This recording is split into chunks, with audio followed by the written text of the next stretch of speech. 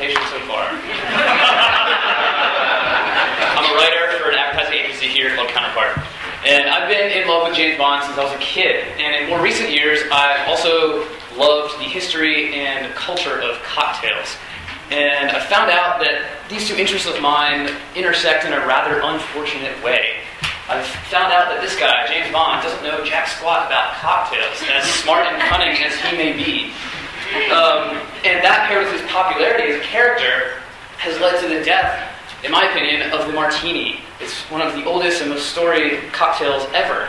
This guy is where it started, Ian Fleming. He wrote all the James Bond books, and in this book, Dr. No, he wrote the line, "Shaken, not stirred," for James Bond when he was ordering a vodka martini. And that's where it all started. Now, these books weren't exactly the Harry Potter of the 1950s, so it was this man, Sean Connery, in the movie Goldfinger that really took it to another level. This is a very popular movie. It's arguably the best Bond movie of all time. It won an Oscar. The AFI put this quote on the top 100 movie quotes of all time. Why is this a problem? Well, not only is he ordering these drinks shaken, he's also ordering vodka martinis most of the time. And that presents two fundamental problems. One, in the technique, and two, in the ingredients. So, we'll start with the technique. There are two ways to chill a cocktail. You can stir it, or you can shake it. They both do the same thing. They dilute a drink, and they chill a drink. But, it's cocktail gospel that you really should only shake a drink if it has sugar in it or fruit juice in it. The martini has neither. So, let's look at these. I had to do both of these for this presentation, so I hope you take something away from it. Look at this one on the left and the one on the right. The one on the left is stirred, the one on the right is shaken. Look how cloudy and gross this one looks, and how clean and crisp and delicious that one is. If you look at it close up, you'll see that shaking really chips up all the ice, and this is basically a slushy on the top layer. This is a shaken martini. That looks gross. Second thing, ingredients. He's ordering vodka martinis.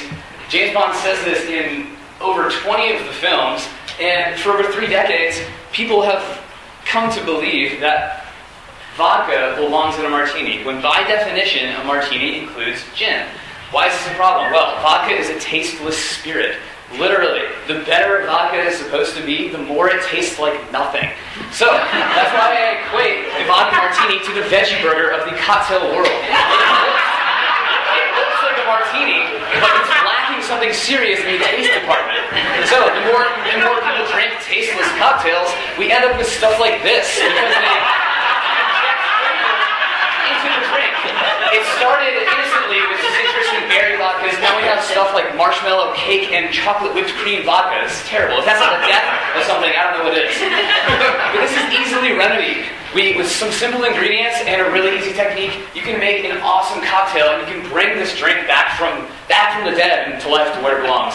We're going to start with gin. Gin is going to be the beef of our martini burger. It's great. And it's not hard to find good gin, and gin is actually not expensive. Just stay off the very, very bottom shelf, and really you'll be fine. I'm not a gin snob. I like a lot of gins. Next, vermouth. Dry vermouth is basically white wine. It's fortified, so it'll last a little longer, but you have to treat it kind of the same way. It will go bad, so keep it in your fridge. Buy a smaller bottle so you use it faster. And it won't spoil. It will after a few months. So if you ever had a really bad martini, it's probably because the dry vermouth has been sitting on the shelf. Use a lot of ice. Stirring a drink is not hard. All you need is a glass, some ice, and a spoon. And you can use a pint glass, a juice glass, whatever. I keep my cocktail glasses in the freezer because it's super easy, and they're always ready, and when I pour my drink into it, it stays cold longer. Now, it's my personal theory that your cocktail is only as good as the worst ingredient in it. And if you put an olive in your cocktail or olive brine, that's the worst ingredient, and it's going to be bad. So I apologize for offending anyone, but if you want to make your cocktail awesome, use a lemon twist, just the skin of the lemon. You can use a vegetable peeler. You get these citrus oils on the top of the drink, it's awesome. And some orange bitters. You can find these at Joe's and Buster's now. They sell them, it's $5.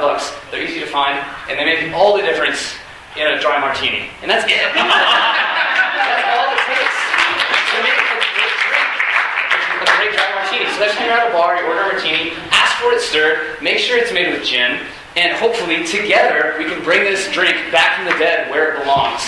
Now that I've said that, I want you to forget everything I just said, because enjoying a cocktail should be just that. It should be enjoyable for you. So drink what you like, how you like it, and don't let anyone else tell you what to do. My name's Dan. Hit me up on Twitter if that's your thing. And if not, I believe this brings us to intermission, so go get a drink.